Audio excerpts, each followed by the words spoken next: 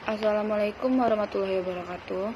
Sebelumnya perkenalkan nama saya Resya Liva Aryansi dengan NIM 24042378. Di sini saya ingin membahas tentang metode dan distribusi sampel, validitas dan reliabilitas data dengan mata kuliah statistika dengan dosen pengampu Bapak Iip. Yang pertama mengenai metode dan distribusi sampel.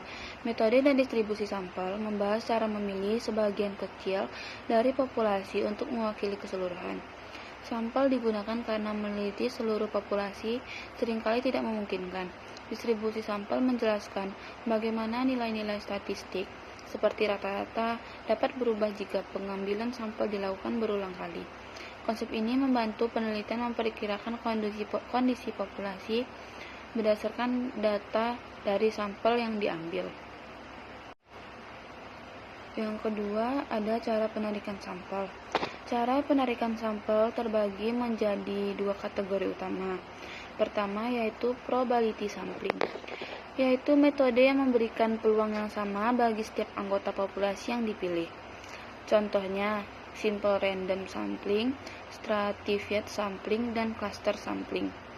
Yang kedua ada non-probability sampling, yaitu metode yang memilih sampel berdasarkan pertimbangan tertentu tanpa peluang yang sama, seperti purposive sampling, accidental sampling, dan snowball sampling. Pemilihan metode bergantung pada tujuan penelitian dan kondisi populasi. Selanjutnya ada analisis validitas data. Analisis validitas data dilakukan untuk menilai apakah instrumen penelitian benar-benar mengukur apa yang seharusnya diukur. Validitas dapat dilihat dari beberapa aspek, seperti validitas isi yang menilai kesesuaian butir pertanyaan dengan materi. Selanjutnya yaitu ada validitas konstruk yang melihat keselarasan instrumen dengan teori, dan validitas kriteria membandingkan hasil instrumen dengan ukuran lain yang relevan. Instrumen yang valid menghasilkan data yang tepat dapat dipertanggungjawabkan. Selanjutnya ada analisis reliabilitas data. Analisis reliabilitas data bertujuan memastikan bahwa instrumen memberikan hasil yang konsisten.